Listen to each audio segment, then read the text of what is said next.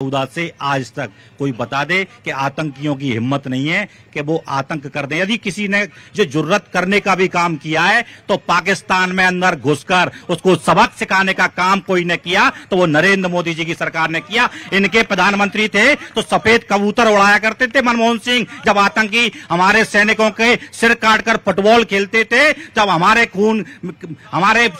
नसों में खून खोल जाता था और इनके प्रधानमंत्री सफेद कबूतर उड़ाकर शांति का संदेश देते थे। वो नरेंद्र मोदी है 56 इंच सीने वाला, दो बार, एक बार एयर स्ट्राइक कर और एक बार अंदर घुसकर आतंकियों को सफाया करने का काम इस देश में कोई ने किया तो नरेंद्र मोदी जी ने किया। चाहे धर्म की बात हो, ये बात कर रहे थे कि धर्म की बात करते हैं। हाँ, हम हिंदू हैं, गर्व से कहते हैं कि हम हिंदू हैं। इनके प्रधानमंत्री कहते थे कि इस देश के संसाधनों पर सबसे पहले किसी का हक है तो वो मुस्लिमों का है। ये देश मुस्लिमों का नहीं, ये सबका है देश। ये हिंदुओं का भी है, सिखों का भी है, मुस्लिमों का भी है। मोदी जी कहते हैं सबका साथ, सबका विकास और सबका विश्वास।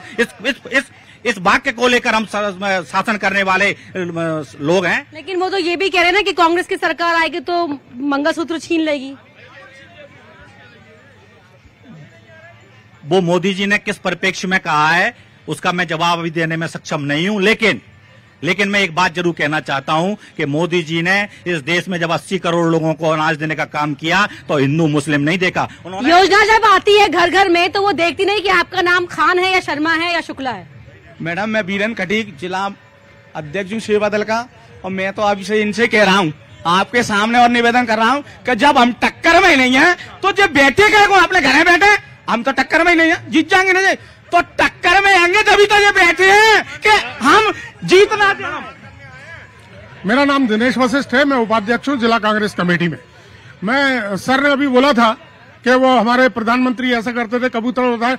अरे मोदी जी तो बिरयानी खा के आए थे वहाँ पाकिस्तान में, और बिरयानी नहीं खाई थी उनकी माता जी के लिए। शाकाहारी है जी, प्रधानमंत्री शाकाहारी है। शाकाहारी बिरयानी खाई थी मैम।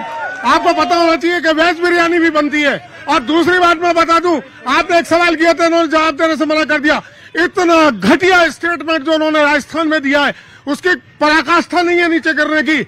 आप ये देखिए मैम, आप ये देखिए, वो सीधा मुसलमान का नाम लेके उसमें बोले, और वो ये कहते हैं कि मंगलसूत्र छीन लेगी कांग्रेस। मंगलसूत्र का मतलब उनको मालूम है, मंगलसूत्र होता है एक आदमी की जिंदगी, एक औरत का सुहाग। इतने घटिया स्तर के स्टेटमेंट देने वाले हमारे आदरणीय प्रधानमंत्री मोदी जी को समझना चाहिए। और मैं आपसे बता रहा हूँ, शिवपुरी में गुना लोकसभा क्षेत्र में मैं आपको गारंटी से कह रहा हूँ, यादवेंद्र सिंह बहुत बड़ी जीत लेंगे। हेलो, मैं एडवोकेट राजकुमार साग, जिला कांग्रेस प्रवक्ता। मैडम, मैं थोड़ा सोनू भैया का जवाब देना चाहता हूँ। अभी इन्होंने कहा कि प्रधानमंत्री जी ने बोला कि पहला हक मुस्लिमों का है। ये प्रधानमंत्री झूठ बोलते हैं। कभी ऐसा मनमोहन सिंह जी ने नहीं बोला कि पहला हक प्रधानमंत्री। एक सेकंड मुझे बोलने दो जरा। कभी नहीं कहा प्रधानमंत्री झूठे हैं, नंबर 1 के झूठ बोलते हैं। उन्होंने माइनॉरिटी शब्द बोला था। माइनॉरिटी में मैडम जैन, बुद्ध, सिख, जैन भी आते हैं, बौद्ध भी आते हैं, पारसी भी आते हैं। कभी नहीं कहा उन्होंने मुस्लिम शब्द, कभी यूज नहीं किया। और दूसरा मैडम, मैं एक ताजा उदाहरण देना चाहता हूँ। अभी ज्योतिरादित्य सिंधिया एविएशन मिनिस्टर हैं, तो अभी कल हमने हवाई जहाज की परमिशन के लिए आवेदन लगाया था 18 तारीख में। तो जो पीडब्ल्यूडी के जो ई है उन्होंने साफ मना कर दिया, हमारी एयर स्ट्रिप इस लायक नहीं उसमें हवाई जहाज उतर सके। तो आप सोचिए, जो एविएशन मिनिस्टर हैं और इस जगह से हैं, कई बार सांसद चुन के भेजा जिनको, और आज हमारी हवाई अड्डे की हालत ही है। मैं ये कहना चाहूंगा, 45 करोड़ का श्रीमंत साहब ने एयरपोर्ट देने का शिवपुरी जैसे शहर को काम किया है। गुना संसद क्षेत्र में 2 एयरपोर्ट दिए हैं, एक एयरपोर्ट नहीं दिया। गुना और शिवपुरी में 2 दिए।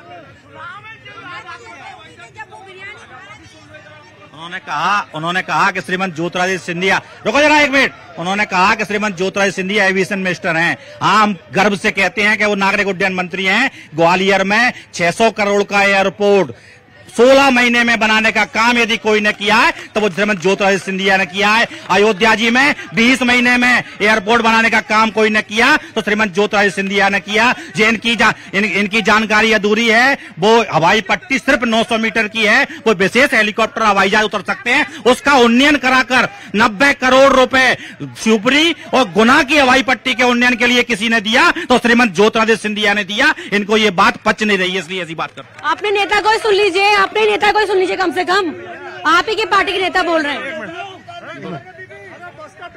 इन्होंने आतंकवाद के ऊपर वो बड़ा पुलवामा की घटना कैसे हुई आज तक देश नहीं जान पाया है। इन्होंने कहा एयरपोर्ट, अयोध्या के एयरपोर्ट से पानी गिर रहा है, उसकी बात नहीं कर रहा है कि बनाते ही गिर गया। शिवपुरी शहर में बहुत भव्य रेलवे स्टेशन बनाया गया था, रेलवे स्टेशन का आज नामो निशान नहीं है, उसके बारे में नहीं बोल रहा है। अग्निवीर योजनाओं को भारत की जो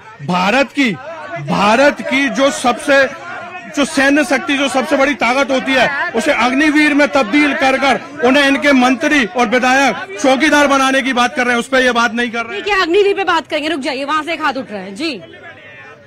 देखो, एक तो इनको जानकारी नहीं है, एजुकेटेड नहीं है। अग्निवीर क्या है?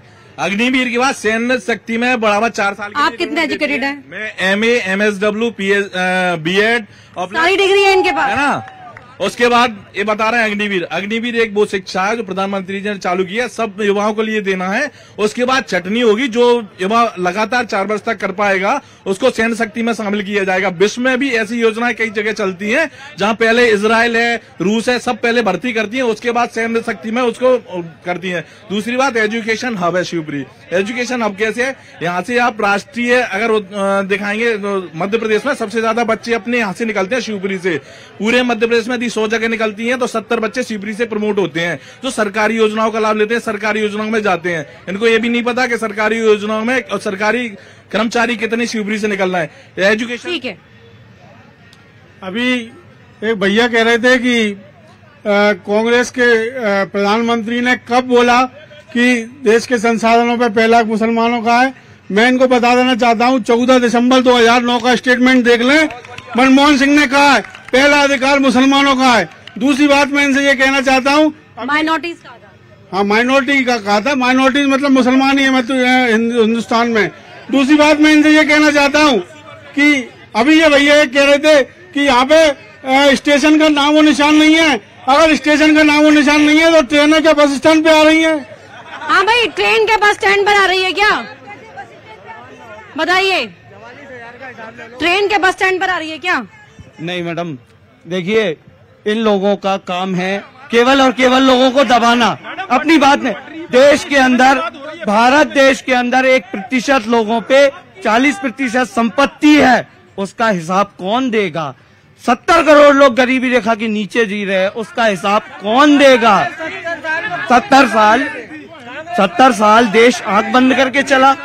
70 साल ये लोग जितने भी काम अभी यहाँ खड़े होके हमारे भाई, मेरे बड़े भाई सोनू भाई ने गिनाए, वो पूरे काम कांग्रेस गवर्नमेंट के गिनाए, इसलिए हमें गिनाने की जरूरत नहीं है। सर एक फाइनल कमेंट जी। टेम्परामेंट देख ही लिया। देखिए जो प्रधानमंत्री मनमोहन सिंह जी की बात हो रही है, वो उन्होंने कहा था कि अल्पसंख्यकों का पहला हक है। साथ ही उन्होंने ये भी कहा था कि जो आदिवासी हैं वो इस जंगल के हमारे देश के पैदल सिपाही हैं। तो वो बातें अपनी जगह सही हैं और वो एक वातावरण बना है, उन बातों को वास्तव में नहीं कहना चाहिए था। रंगनाथ समिति भी उन्होंने बनाई थी, जो उसने पक्षपात पूर्ण एक फैसला भी दिया था कि यहाँ मुस्लिम जो है वो कमजोर हैं इस देश में, इसलिए संसाधनों पर हक उनका जताए। तो मोदी जी ने इसकी काट की कि भाई संसाधनों पे हक तो पूरे समाज का है, पूरे देश के नागरिकों का है, जो भी इस देश का नागरिक है, उसमें किसी एक, और ये केवल कांग्रेस ने इसलिए किया था क्योंकि वो वोट लेना चाहती थी मुस्लिमों का। और आज कांग्रेस का जो असर हुआ है उसमें एक कारण ये भी रहा है कि वो एक पक्षीय तुष्टीकरण की राजनीति है ना। एक लास्ट रिस्पॉन्ड देना सर जी। अभी एक भैया ने बोला, वो उन्होंने सन और तारीख भी बताई, उसको पूरा पढ़ा नहीं। हमारे प्रधानमंत्री ने क्या बोला था? हमारे प्रधानमंत्री ने ये बोला था कि देश पे पहला हक पिछड़ों का, अल्पसंख्यकों का, उनका पहले है, ये बोला है। आप उसको पढ़िए दोबारा। आपको काट छाट करने की आदत है और वही करते चले आए हैं। जोर से चिल्लाने से आपकी आवाज नहीं मानी जाएगी। तो गुना शिवपुरी लोकसभा सीट में क्या है हाल, वो आपने देख लिया। जनता क्या कहना चाह रही है वो भी आपने सुन लिया। चुनाव एक्सप्रेस का ये सफर लगातार चलता रहेगा। मध्य प्रदेश और छत्तीसगढ़ की हर लोकसभा सीट का हाल हम आपको दिखाते रहेंगे।